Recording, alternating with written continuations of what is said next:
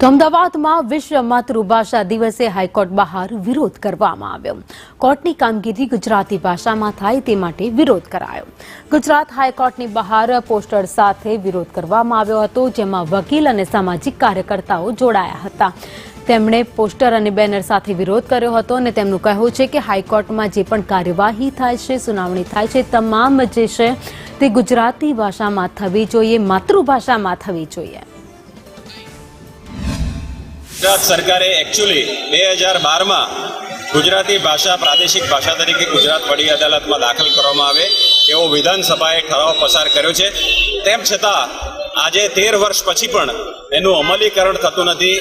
એ બાબતનું અમે કેન્દ્ર સરકાર અને રાજ્ય સરકારનું ધ્યાન દોરવા માંગીએ છીએ।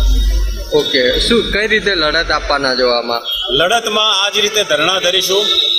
1 મે 2025ના રોજ એટલે કે ગુજરાત દિન નિમિત્તે પણ અમે કેટલાક કાર્યક્રમો કરીશું અને અમને જરૂર આશા છે, કારણ કે આ બધી જે અમે વાત કરીએ છીએ એ સરકાર વિરોધની વાત નથી, સરકારની વાત કહીએ છીએ, સરકારનું માત્ર અમે ધ્યાન દોરીએ છીએ।